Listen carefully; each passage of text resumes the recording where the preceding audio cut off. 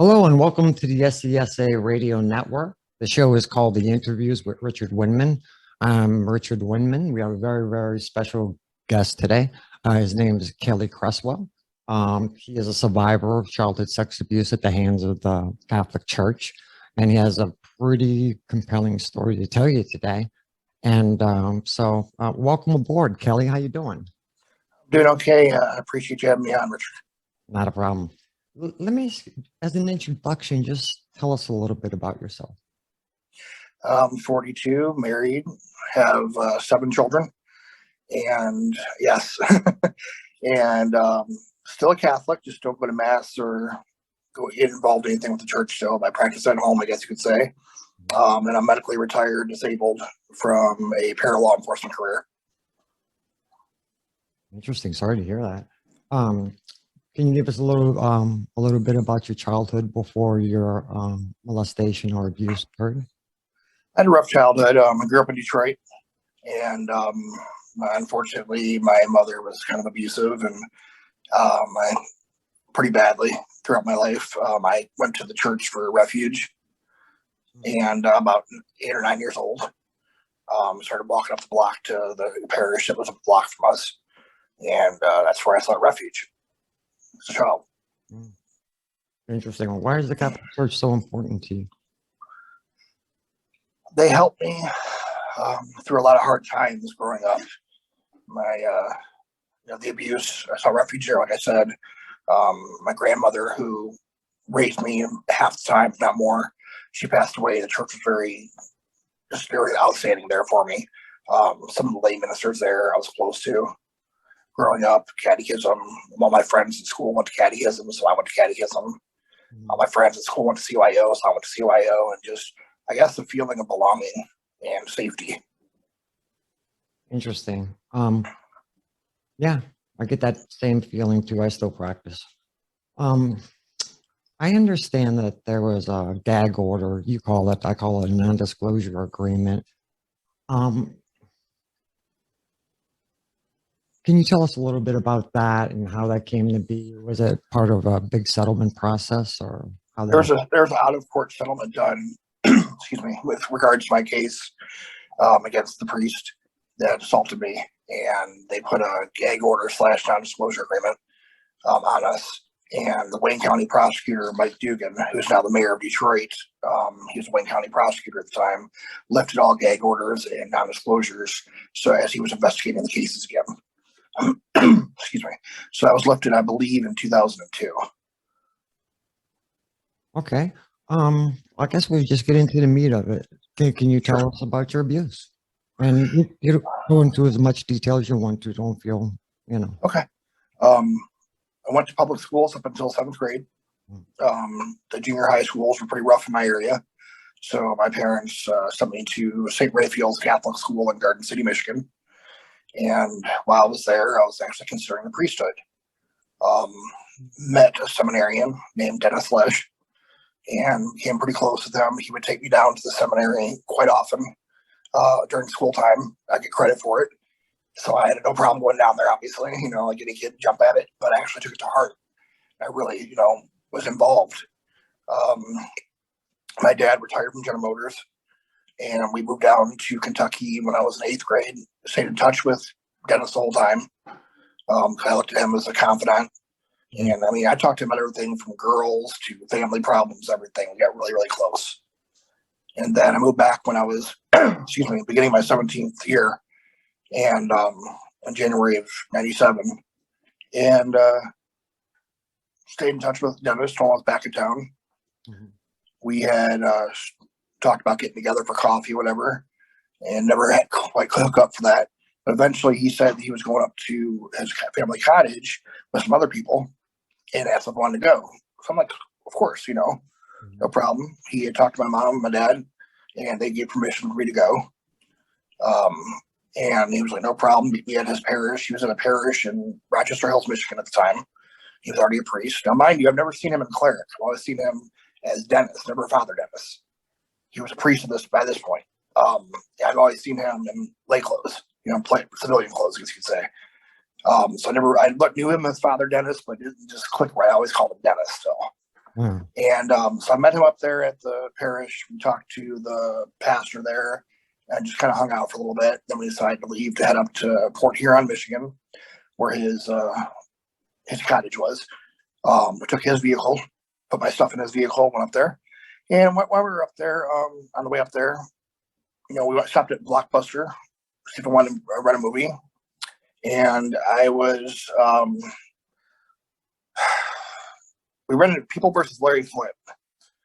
And I don't think I really understood what the movie was about. It just Woody Harrelson on the front, one of my favorite actors. So I kind of looked at it like, okay, maybe it's R-rated, whatever. I don't think he's gonna have a problem with it. So he rented the movie for me. I offered to pay for it. He got it. And on the way, went up there. We stopped at Deja Vu, which is a strip bar. And I'm at this point again. How old are I'm you? 17. I'm 17. Now, mind you, and again, maybe obviously I was naive. I admit that freely, okay? But I never saw him as Father Dennis. So I'll make it clear at first, he was always Dennis still, until the point of him doing his prayers and stuff when we were together. Then I started to realize, okay, this is Father Dennis. But he took me up there. He bought some adult movies and bought me a pack of 2 packs of the playing cards that had all the strippers on it. And I was like, this is cool as hell. He's treating me like an older brother. So we left and he said, what do you want to drink? And I'm like, just get me soda, get Coke or whatever. We call it pop up there. So, I'd say, give me some pop, Pepsi, Coke, whatever. He goes, no, what do you want to drink? So he stopped at the liquor store and got me a pint of Jack Daniels and a 6-pack of Zima. And we left, finally up to the cottage. And we went to the grocery store, picked up some goodies and stuff, just kind of hung out. I met some girls in the parking lot I was talking to. I was always flirting with girls for a chance I could. And, gave him my pager number. It's pagers at the time. So I gave him my pager number. And I was kind of waiting for him to call me. I was hoping to hook up and hang out with them, whatever. And never got in touch with me. So we played Super Nintendo for a little bit. And then he put in the People versus Larry Flint. I, of course, started drinking. I killed the pint probably by the middle to the end, almost the end of the movie. I drank a lot. I partied a lot from high school and everything. So a pint of Jack Daniels, unfortunately, wasn't too bad for me.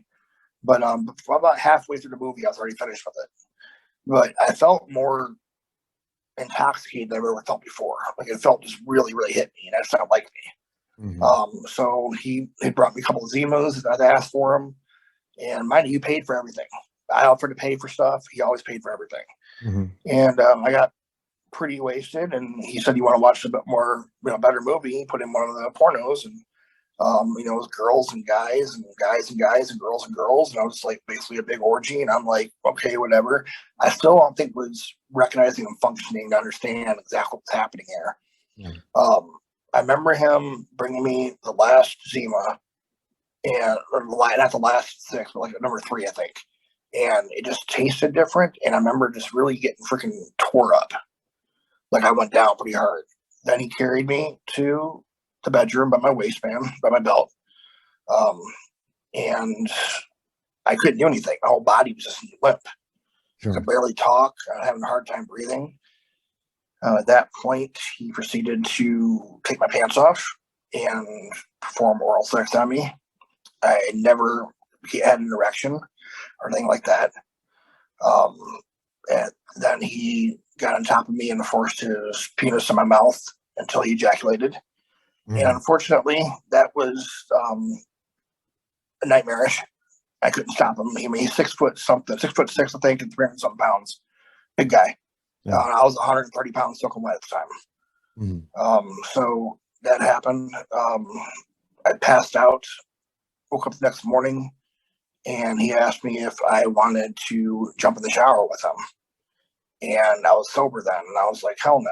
And just got really uncomfortable, packed my stuff up, left, got breakfast, headed back. I was really uncomfortable the whole time. Headed back to the parish where I jumped in my own vehicle and took off. And that's where it stayed for a while. I didn't talk to him after a while. He kept calling the house after that. And I wasn't responding to him. So, sorry, that was a lot for me to say just now. Okay. So that's what happened with abuse. The last point, I got in jam coming back from up north with my girlfriend, and a money jam because I was a young kid, and I stopped at the parish and figured maybe I could borrow $20 from him, or if it was borrow $5 for gas back then, borrow $5 for gas to get back home. I'd pay him back. And he's like, no problem. I had my girlfriend and her cousin with her. We came in, hung out. I was very distant. She was saying I was acting weird. He asked me to come upstairs to his room at the rectory to grab a 20. And I did. And he was nice about it. I remember one thing distinctly is he had his Macomb County prosecutor stuff on his thing. He was going to be mounting it because they had badges and an ID card and a big certificate. And he was going to be mounting it in his room. He's a former prosecutor. So he turned around, and as I was going down, he grabbed me and put me up against the wall and kissed me forcefully. I pushed him back. I said, dude, you need to chill the fuck out. No. Sorry. Chill out. No. That's fine. No. And I said, no, get away from me. Well, he kept grabbing my buttocks as I went downstairs. And got out to the car after we left. I said, thank you. Got to the car, and I was really, really shaken up. My girlfriend knew something was wrong. And she said, before I even admitted it, something happened with you and him. And I don't think she was saying like sexually. I think she was acting like something awfully to arguing or whatever. And I just broke and told her. And I said, please don't tell my parents. What you do as soon as we got back to the house, told my mom. Rightfully so. She should have. And I'm glad she did. And so that's where the story kind of developed. So the girl that was with you at his place, she was the very, very first person that you told about this, right? She was, yes. She was my girlfriend for over a year, I believe. Okay. And he was a former prosecutor. I did some reading and some research on this. I mean, this guy had a big career in law enforcement and as a prosecutor. And does that scare you at all? Terrifies me, because how many people did he let skirt by because of his own opinions of, doing things like that?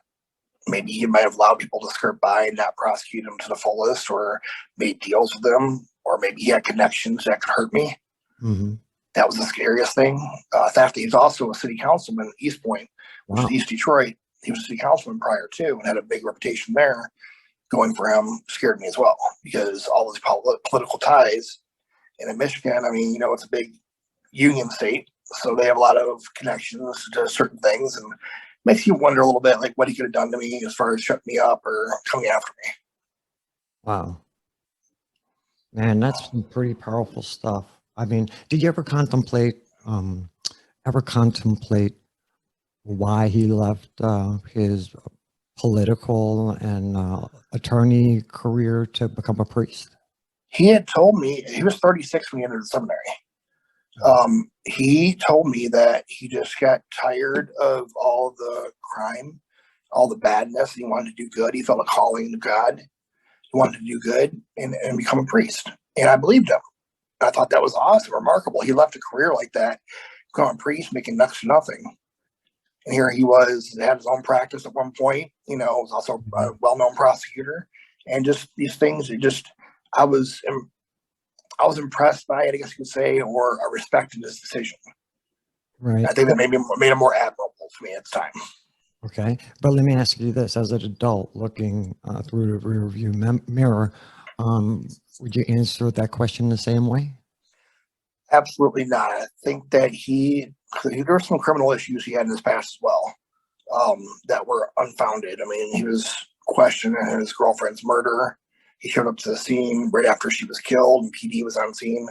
This is all printed in the newspapers and stuff online. That's why I'm not saying anything that's, derogatory, defamation or anything down. But he was that. Then he also had crushed a guy's face when he punched him, that tried to break into his RV. These are two things I know of that they're in print and public knowledge. I look back now and think that he was going into the priesthood to have access to certain things to fulfill his evil intentions. I see. Wow. So this guy allegedly has a violent past. So is that the root of why you fear him so much? That, and he's like 6'6", 350 pounds. And I mean, I'm a big guy now. I mean, I've gained weight over the years. I mean, I'm 5'11", 350, but I'm losing weight pretty quick. But still, I mean, even in the career I chose, where my fear and anger were able to be used for good, I guess you could say, um, I was still scared of him. I was scared I'd run into him. I was scared that if I ran into him somewhere randomly in Michigan, that I would freeze up or that he would hurt me or kill me. And those are things I still worry about now. Even, I mean, this is a big deal, me coming forward like this again 25 years later, having the same fears again for myself and my family. Wow. I think that I would, my story is sort of the same thing. Everybody in an authority figure, moral or just power and influence, those were the guys that raped me. And when I went public for the first time, I was actually pretty nervous about that.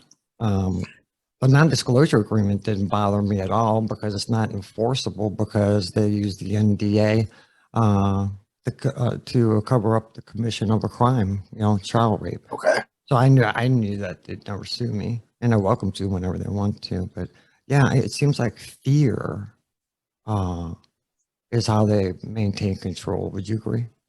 Absolutely. Fear, and then their interest isn't so much sexual assault, it's the power control of weak people. And using sexual assault is just their weapon. Right. So it's really scary that people do that. So regular adult rape, you're saying that an adult rape is the same thing. It's more about control than it is about having sex. You think that about pedophiles as well? That's your opinion? I feel that I do. I think the reason I feel that way is because they find the weakest person or find somebody's weak link in their head, in their heart, and they prey on it. And it's almost like they want to destroy that person's innocence. That's their goal. Yeah. The way that he groomed you, that's the textbook definition of grooming a child for sex. I realize that now, unfortunately, years later. Yeah. But I mean, it was, and then the fact that he said in a lot of statements in the police report, he said that I was a pest, that I came to him all the time and bothered him. Yet I had proof that was given to the police department of him calling me, my mom's, my mom and dad's phone bills, him calling me all the time, letters that he sent me just back and forth, just little things like that turned into big things because he kept denying it. Wow. So when did you first, well, I guess the first person that you reported abuse was your friend, but she doesn't count. The first person you told was your mom after that? Well, my girlfriend told my mom.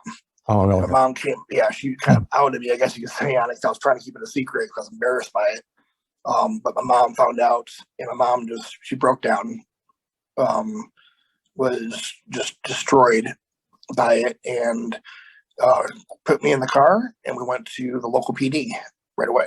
Approximately what year or how old were you when that happened? This was 1997 when I was assaulted. I was 17 years old. And it was not long after the assault that we went and filed the police complaint. What year what's the age of majority in Michigan? I believe 17 was 18. 18?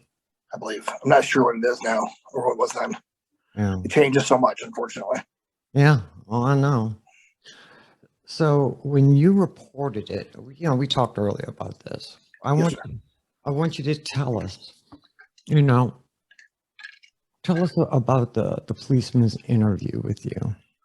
The initial police officers at Romulus Police Department were fantastic. They were sympathetic, empathetic, whatever you want to say, to my situation.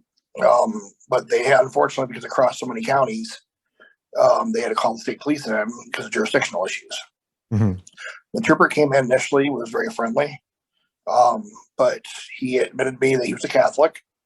He had a family member that was a priest, and that he didn't believe me, and I was going to go to hell for saying these things. And he stated in his report later on, this after several hours with him, I didn't realize I was being interrogated. I was 17 years old. Yeah. So I was interrogated, not interviewed. That's why I look at it. And he put in his report that I admitted being a homosexual, that it was a consensual relationship, and that I was embarrassed to tell my parents that I was gay, so that I was making the story up. Now, anybody that knows me, I want to tell you right now, I'm the furthest thing from it. I have nothing against homosexuals or anybody else, but I am a ladies' man back in the day. So, I mean, I would have nothing to do with any kind of homosexual activity. It just wasn't me. And I especially wouldn't fabricate a story like this on a priest. I was always raised that priests were held to the highest standard.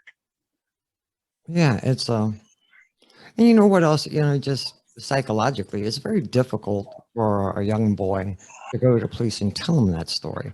And It was there's, emasculating. yeah, it is. It really was. And you were probably couldn't control the nervousness of your hands rocking back and forth a bit. Oh yeah. Yeah. Right. How can a policeman not believe a victim that presents those symptoms? I don't understand. I mean, it's not their place not to believe. It's their place to take the report and show empathy and then do the investigation and find out what's right. At the point, at the beginning of the investigation, you don't touch somebody taking a report and tell them that they're lying. You don't believe them. You just don't do that. Yeah. And what you just said is very credible because you used to be in law enforcement. Yeah, I was para law enforcement agent. I was a court officer the last part of my career, but I did bail enforcement most of my career and made a name for myself. I was contracted by several agencies to go after people. And unfortunately, the drive I had was because of what happened to me. Okay. I wanted to put people away. I went after a lot of sexual offenders, both, immigrants and both the stateside. And I can tell you that my biggest thing was when I got a pedophile or a criminal sexual conduct case on my desk, I dropped everything else. That was my priority. Yeah. Wow. So going back to what the state police officer told you, and we're going to ask you this question 2 times. So the first question is, at 17 years old, when he was treating you like that and levying those accusations against you, how did you feel as a child? It crushed me. And the fact that he told my parents this, and then they assumed that he was telling the truth initially, was even worse. That my own parents didn't believe me now, because this trooper, troopers in Michigan are held to the highest regard because it's the top law enforcement agency there. And everybody knows, and most states, I mean, it's like it is in Louisiana, troopers held to the highest regard. But him, the way he treated me just was degrading. I felt like I was in the principal's office afterwards and just chewed out for something that I didn't do. Yeah. And I was being penalized for it, and here I didn't do anything. So you were bewildered. You couldn't believe he was saying these things. That's the child mind. Your frontal cortices haven't even developed yet, and it's I have to imagine that it's a very, very terrible thing to hear that. But the second question is, what are your emotions? The same question, but what are your emotions as a man looking back? Oh, I look back at it and I'm devastated for my child self, my teen self. It's heartbreaking to see that somebody would do that to somebody and cause that pain. And honestly, I look back at it still, and again, it's emasculating still. I look at it as being, he destroyed my spirit. That was the thing I think the most happened, is that trooper destroyed my spirit by saying that. Not only was I violated by a priest, somebody I trusted, but then a state trooper, somebody that I held to the highest regard, comes in and tells me it's my fault. I look back at it now and I'm like, as a man, I look back at it now and I'm like, even now it hurts me so bad. It hurts my heart, because it makes me not even angry, but just so crushed and hurt that I can't even give the words how bad it hurts. And he kind of advertised or bragged about, he's a member of the church and his solid foundation in the church. Do you think that made him biased in any way? 100%. I think that's the problem with a lot of practicing Catholics and the Catholic faithful, is they don't want to know that these things are happening. Us as Catholics, we don't want to realize that our shepherds, our leaders in the church are they're not leaders, they're wolves and they're predators. And they're going after the most, weak people and people that they can control. And it's scary. Did you feel re-victimized when state trooper told you that? 100%. 100%. It was a heart. It was a stab in my heart. Like at that point, I was so scared. I was starting to question maybe it was my fault. Yeah. Wow, this is pretty heavy stuff. And even now, Richard, I still feel that maybe, at this point, the way the trooper put it, maybe it was I did something to deserve it, or I did something to welcome it. The way the trooper said that, I keep looking back at it and trying to defend myself, and like, no, it wasn't my fault. Mm. Wow. Tell me, to the best of your ability, tell me the impact that all of this has had on your adult life. Well, I think the promiscuity was the worst. Mm-hmm. I've hurt a lot of women emotionally because of just going from girl to girl. I was trying to prove that myself that I was still a man. Right. I thought that if I had lots of sex with lots of different women and partied and went to these clubs and stuff and hooked up with girls, whatever, that I was being a man. That would destroy the idea of what happened to me. Mm-hmm. And if I kept doing that long enough, it would push that whole thing that didn't happen anymore. I would try to push it out of my mind, just ignore it. Yeah. Ignoring it for so long made me implode. And when I imploded, it was fairly recently. Mm-hmm. It was from seeing things on the news, Mm-hmm. seeing things that have happened or continue to happen. Mm-hmm. And I will tell you that living in New Orleans now, there's a lot of things happening here that just brought up all the memories, all the feelings again. And then now seeing online that the priest is still acting in a priest capacity, whether allowed by the church or not, and seeing proof of that was just heart wrenching. Because how many other people has he done this to? Yeah.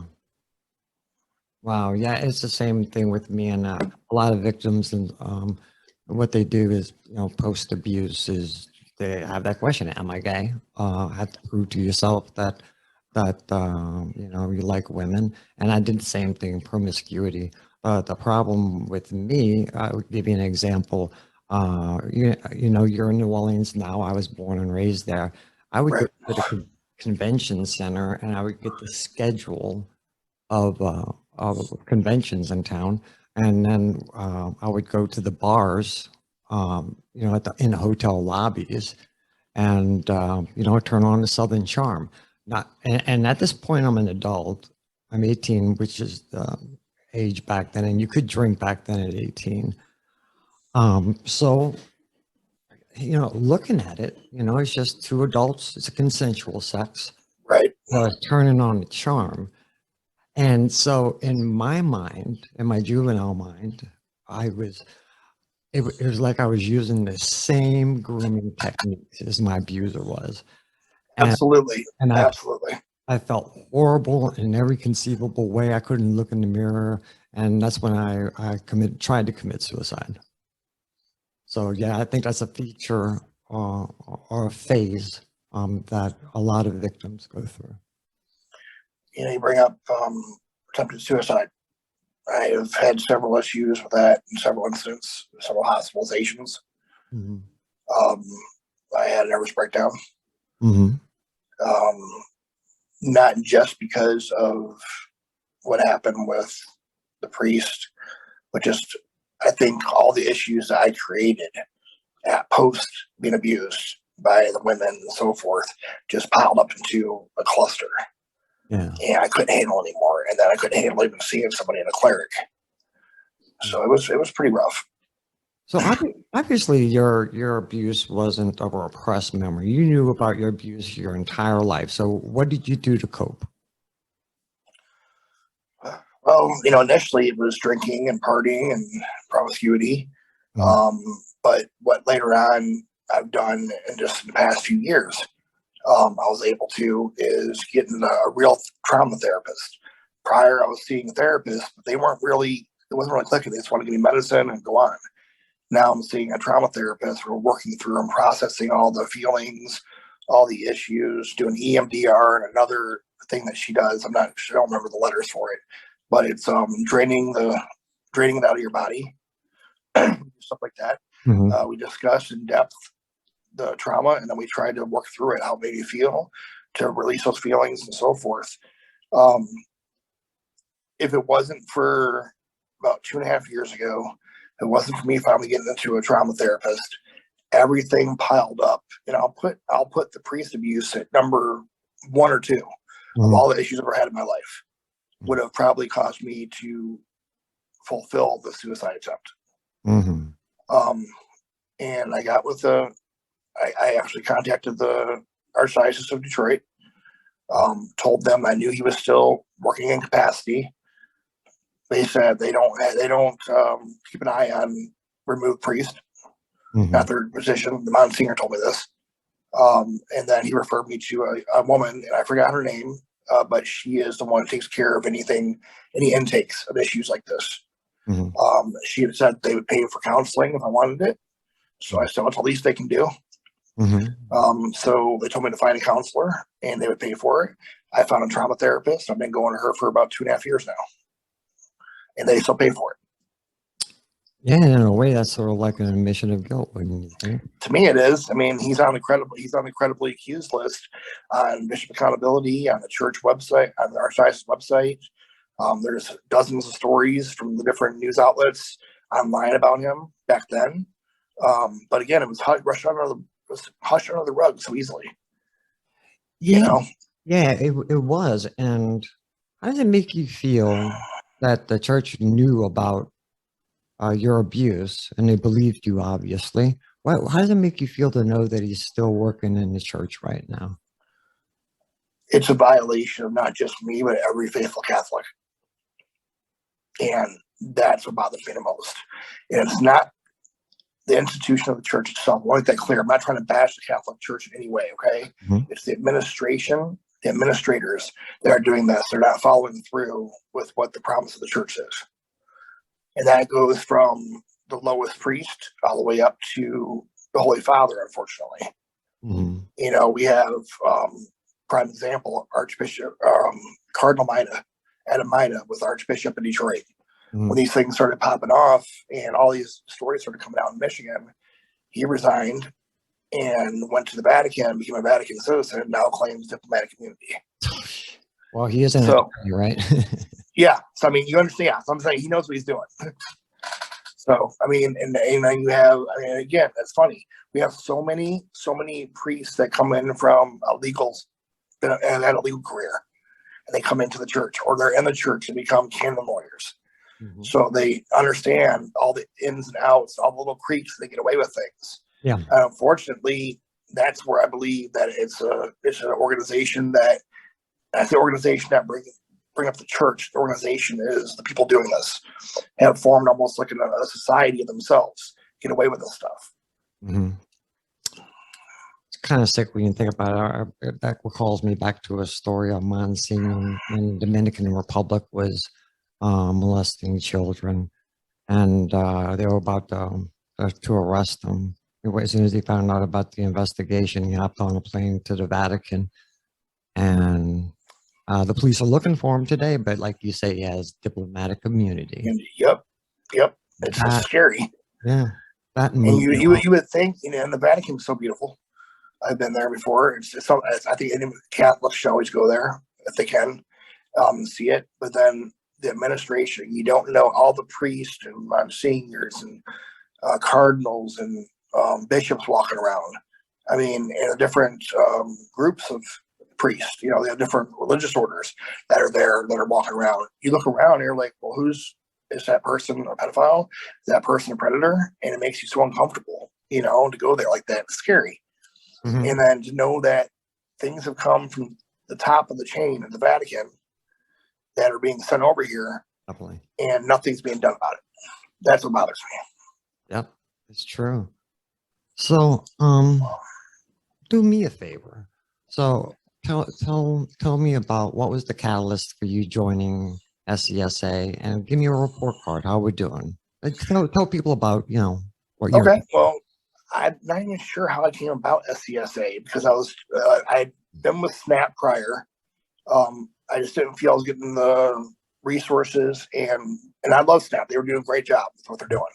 but I just didn't feel personally I was getting what I needed from it.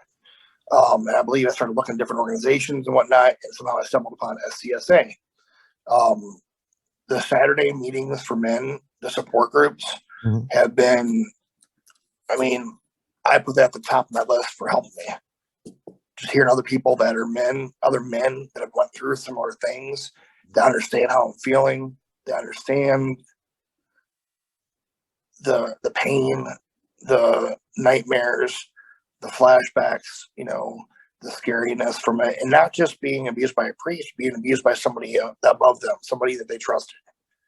And I think that goes across the board. You know, I know they have a female women's group as well on Sunday. Yes.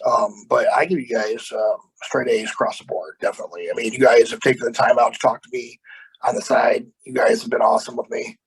You talk to me all the time whenever I need it. So definitely on the report card, straight A. Wow. You guys. I appreciate that. I didn't think you'd give us straight A's, but man, Absolutely. that's crazy. Thank you. I really don't think there's a thing negative happening. I mean, we all talk, and it's not a formal meeting. That's what makes it the best part. The group is not formal. I mean, you do the preamble at the beginning of the thing and talk about the rules and whatnot, but we're able to talk amongst each other, and you moderate and you say your opinions as well. But the men are able to communicate with each other and just, I guess, have that camaraderie of understanding we're not alone. Yeah. And again, there's straight men, there's gay men involved in the group. Everybody gets along. Yeah. Everybody talks to each other. Everybody's straight with each other, and we, we message back and forth. I've got a couple people's personal information, talk to them directly, and it's just been fantastic. Wow, that's incredible. Thank you for the report card. Tell me, don't tell me, look into the camera and you're not being recorded and you're talking to victims and survivors all over the world. What would you tell them? I know it's painful. I know it hurts. I know you're scared, embarrassed, and all that. If you come forward and tell one person that can help you and get involved in some kind of a group and that'll help you and support you, it doesn't have to be SCSA, it can be any group out there that helps people with sexual trauma. You get yourself a trauma therapist, not a regular psychiatrist, not a regular LCSW or MSW. You need to find somebody that's a trauma therapist. That's the biggest thing, because they'll be able to help you. Do it before you implode, because we care about you, they care about you, and people love you, and they want to help you. But just be there. Be willing to open up and understand that people are not going to shoot you down. They're going to help you, the right people. Yeah, we circle the wagons around our victims and survivors. It's absolutely. But that's what we do. We don't trespass on anybody's dignity. The support group for me was important. I've been doing advocacy work for probably 9 years before that. And the thing that always struck me is most organizations, they have co-ed meetings. And I think this just makes more common sense. I'm not saying what they're doing is bad, because they do a lot of great work. And their support meetings are good too. But if I'm sitting across from a woman, I'm not going to share as much as I want to. And you feel kind of embarrassed almost to do it. Like, you don't want to say, well, I'm a guy, I don't want you to know those things about me. Yeah. Wow. So. Well,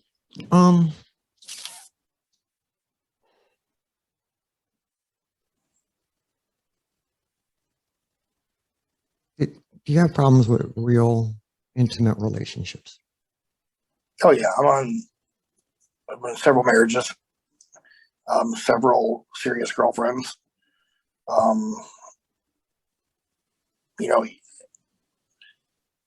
Wanting sex all the time in a marriage, still trying to fulfill that masculinity, wanting to do everything that's macho, I guess you could say, and not being in touch with my feelings caused me a lot of problems. Wow. Yeah, same here. I'm on my third marriage. Best one yet. Yeah, I had that problem as well. And here's another aspect of what we go through is trust. I mean, trust is a very, very rare and valuable commodity in the survivor world. And I think that's the root of why we have intimacy problems. What would you say about that?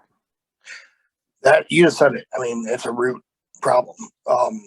Trusting anybody, male or female, I have a problem with. I mean, even my buddies and stuff, it's hard for me to have like a best friend type thing with what happened. I have a best friend that I had before the abuse happened that I've known since my freshman year in high school. And he's probably the only guy I really trust 100% that I can talk to. As far as females go, it's been hard. I mean, it's hard to trust. Yes, I think it's one of the problems I have in my relationships was I didn't trust them. So I was afraid that they were going to hurt me some way, emotionally, not physically, but emotionally. I was afraid they would take, if they found out about my situation, what happened to me, my abuse, they would take that and use that against me. That was the biggest thing I was scared of. Yeah. My first wife, when I told her that I was going to go public, she forbade me from doing it because I wasn't going to bring that shame, on our family. So that was tough. Unfortunately, on my mother's side of my family, they alienated me after I went public with it the first time. You regret that? No, because I think that if I wouldn't have done it, I probably would have been one of these people that just lost it. Yeah. I think I probably would have snapped to the point where I was institutionalized eventually.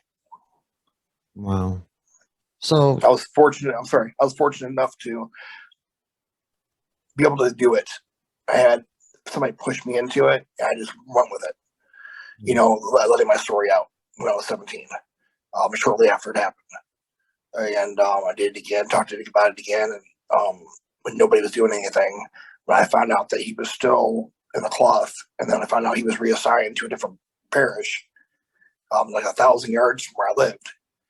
And that's when I just kind of got pissed off, and I was like 22, 23 years old at the time, and my mother helped me out with it. She had some connections with media, and they videotaped the ground, and I told my story. Again, it went right under the rug. It popped off, and then we got swept under the rug, and nothing to be said again. Right. So, do you have any? I didn't say my name then. By the way, I see. I was anonymously. So, okay. Do you feel like you have any outstanding issues with the church, or are you satisfied with the outcome? absolutely not. The fact that I found evidence and photographs of him still in the cloth, performing the sacraments, marriage at least, and the fact that I know that he is still involved with youth at his church, St. Benedict's Catholic Church in Waterford, Michigan. His name is Dennis Lesh. He was a former priest. I believe he still goes by Father Dennis Lesh. And I should have said that earlier. I apologize. His name. But he is basically skirting around whatever he can. And again, there's got a lot of print articles about him saying that he's going to sue the Vatican and sue the Archdiocese because of wrongful accusations and so forth. But never stood up, obviously. Yeah. The Dallas Charter helped me, thank God, get him out of there. That's interesting. What's your motivation for doing this interview? Not only do I want to help people come forward, see that I can do it, 42 years old, 25 years later, this is my second go around of doing this. I'm going through it, really trying to get things happening. And I also want to see action. I want to see Dennis. I want to see him be embarrassed, hurt, and just all of scared to go back to the church and do what he's doing. I don't want him to say, "Oh, I got away with it. They paid him money. I didn't get in trouble. I can just do what I want." I want him to be penalized for it. If it's not by the church or by the authorities, I want his character to be addressed, what he's done, and what kind of person he is. I want him to feel the pain and the suffering and everything else. I felt the embarrassment by having his truth come out the way that the lies were put on me by the trooper. by, I'm sure, other people in the church trying to discredit me. Yeah, and I agree. This story is going to be very, very public locally there. And the reason I wanted to run with it is because this guy is obviously still in the church. And what we know about pedophiles is that they never just have one victim. And so it disturbs me that he's still in a position to have access to children after all he's done. That bothers me a lot. What bothers me more is when I contacted, wholeheartedly believing the Monsignor would help me, and he blew me off saying that we don't pay attention to removed ministers, removed priests. Yet if you go on their website, they said they have an actual, department of staff that monitors removed priests. So which one is it? Yeah. It's a lot of things that are said that are a lot of, as we would say in New Orleans, crawfishing. People are crawfishing their way out of it, trying to get away with things. Mhm. And it's just scary. How deep does it go? Mhm. We know that there's been government people and politicians have been caught in these things. And granted, they're held to a high standard, but priests, we hold them to the highest standard because they're a direct link to Christ, to God. Mhm. And that's paramount to our faith. Yeah. I was in the Knights of Columbus. At 13, I was told you're going to be a Knights of Columbus, Yeah. part of my family. We both know, right? Yeah. And what's the primary thing? We protect the priest at all costs, protect the Eucharist at all costs. Mhm. And here it is. What about who's going to protect me from the priest? Mhm. That's a scarier thing. And then to have the KFC also be think that you're lying. That you've went through this, Richard. You know what I'm talking about. I've talked about Oh this. yeah, they harass How me. the KFC they harass you and other things. When I came out and went to the church about everything, we had so many death threats. We had monks following us around. We had Vatican. It looked like the Vatican flag on at least paper that was nailed to our door that said "Shut the boy up." We would get phone calls and messages on our answer machine all hours of the night. There'd be stickers on our car. Yep. There were people telling us that there were any things, and people think that's bull. It was BS. We have the police reports. We filed about it. We were scared to death. So, that's something that it's how deep does it go? Hey, you want to do the secret handshake? Right. Yeah. No. No. Right. Okay. I know. Oops, I'm sorry, I didn't mean to leak that. Yeah. It's scary though. I mean, it's like, again, there's another thing. The Catholic Church doesn't believe in secret societies, right?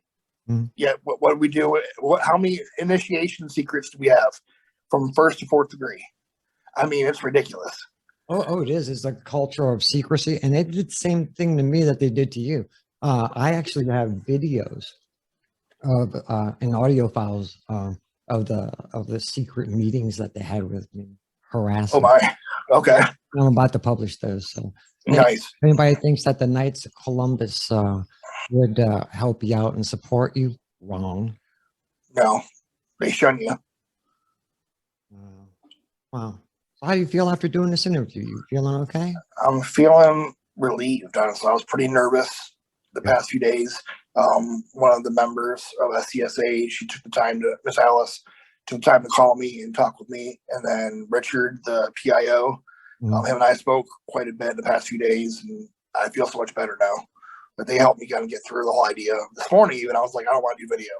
And they were like, well, hey, let's try and do a video and audio and see what you think. And I think now that I've done video, people see my facial expressions, my emotions. I hope they'll realize the legitimacy of my claims. Yeah, that's how I felt too when I first went public. What happened is I signed a non-disclosure agreement, and at the same time, the church was lamenting in the media, "Who are these great accusers? These John Doe?" When they damn well knew that they were privately settling with victims and demanding their silence. And I felt when I really came to that conclusion, I felt like I was complicit in the cover-up, and I couldn't have that, and that's why I came forward. When I found out how many people have been abused just in Michigan, just by the AOD, the Archdiocese of Detroit, they came out, all these cases came out, the former cases that were pulled, these former settlements and stuff never went to trial. And that's the biggest thing. They don't want to go public with it. They want to settle it before it goes to trial. Yeah. So they do everything they can to try to settle it, give some hush money and go away. Mm-hmm. you know. And is that the way that you would expect the church to behave? Absolutely not. I'm going to say it's allegedly. I'm not sure if it is in the paperwork or not. The Cardinal might have said that Dennis would go to a monastery for the remainder of pretty much his life. He'd be up there at a monastery, and he wouldn't be in the cloth around children or anybody else anymore. And then just a few years later, I find out that he's the pastor of a church 1,000 yards away because he's on television talking about a child that was killed in a car wreck. Mm-hmm. And the whole idea that he was talking about a child made me burn up even more. The fact he was talking about, oh, I was close to this child, I was close to this family. It burned me up. Well, So do you know today, as of today, is he still wearing his clerics?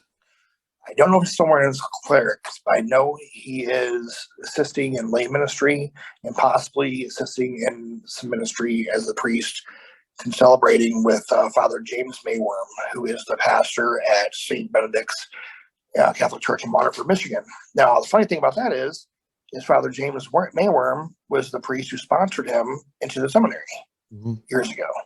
So they're still, clicked. So apparently Father Mayworm believes his innocence. And from what I was told by the Monsignor, allegedly, Father Mayworm has a history of not listening and being kind of a problem priest. Wow. So take that with, how you want to.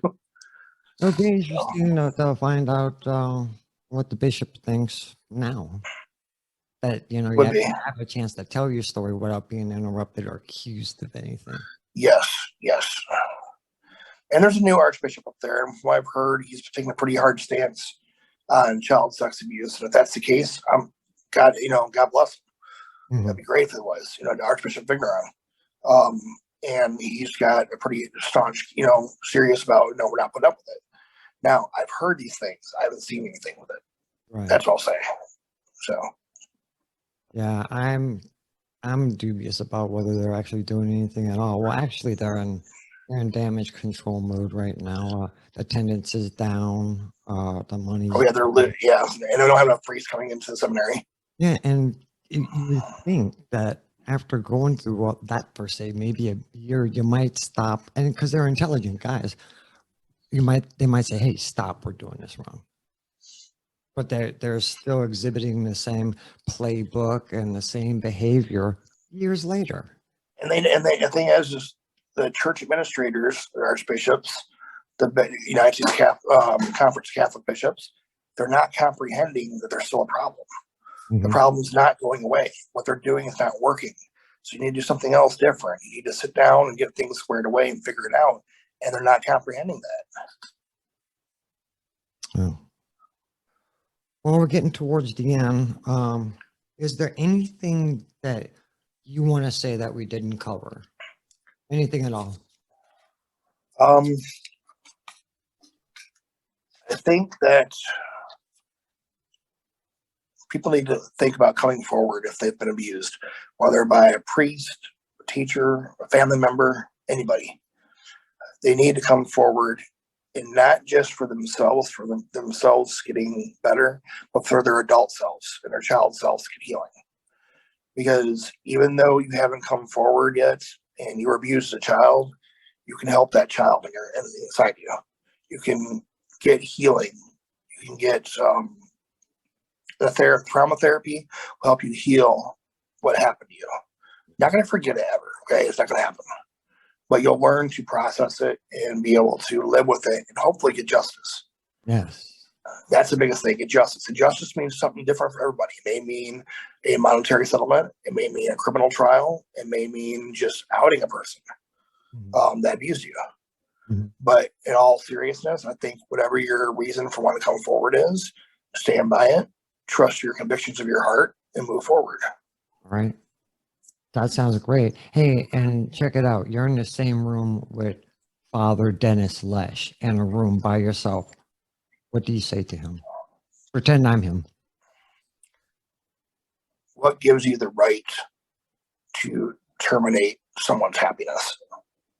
What gives you the right to terminate somebody's innocence? To try to ruin them inside and out and then walk away like it was nothing but a ball game to you. Mm. Why do you think you still can be a priest, even though they removed you? And who gives you the right to probably all the people you've done this to? Adults, maybe. Oh, I think that you need to have a serious conversation with God mm. and realize that you're going down, you're not going up at the point you're at now. Mhm. So, forgiveness is something that I'm still trying to attain. Mhm. It's hard. Yeah. I know it's in our faith. We should forgive and, pray for the person. I pray for him. I do. But I can't forgive at this point yet. Wow, it's So, pretty powerful. I wonder how he would receive that message. From what I've I heard should of, talk to my lawyer. huh? He'd probably say, talk to my lawyer. Yeah, yeah. That's what I was just about to. Unfortunately, yeah. Wow. Well, I want to thank you for coming on the show. Your story is incredible. It takes I gotta know because I went through this. It takes a lot of courage to go public and and and tell your story. It's I mulled over it for years before I actually did it, and I think that by coming forward today, you might have saved a kid or two, and if it's just one. That's all that matters to me. If I can help just one person. Yep, yep. And so, victims that are still out there and you haven't come forward yet, you can do it. First off, get help. Go to an organization like ours or another organization. When you do that and you ask for help and it's no longer a secret, you cross over the precipice of going from a victim to a survivor. It's important that you become a survivor and live in that mindset. And if you do want to go public, you can. You can, absolutely. In fact, we would encourage it. I would tell you that your life's going to be better, but it's going to be different. And you coming forward, I lost some people, just like Kelly, family. I lost some friends, but that's a valuable exercise because you get to find out really who are your family and your friends. So it has a positive outcome. And call us. You can call us at 682-710-1965. You can go to our website at www.scsaorg.org, and just join. We don't charge a penny for what we do, and we'll get you around some good people. You'll get some support. Fellowship is very important to your healing, just like a trauma-informed therapist, just like medication is. Fellowship is where it's at, and getting in a room with a bunch of people that you learn to trust and telling your story. It changes your life immeasurably. It really does. And so I want to thank all the listeners and viewers for listening to me and for listening to Kelly's story. We appreciate you. And we love you too. So thank you, Kelly. It's been great. You were very, very natural telling your story for the very first time. I appreciate Richard, all your help. Anytime, sorry. All right. Until next episode, take care, guys.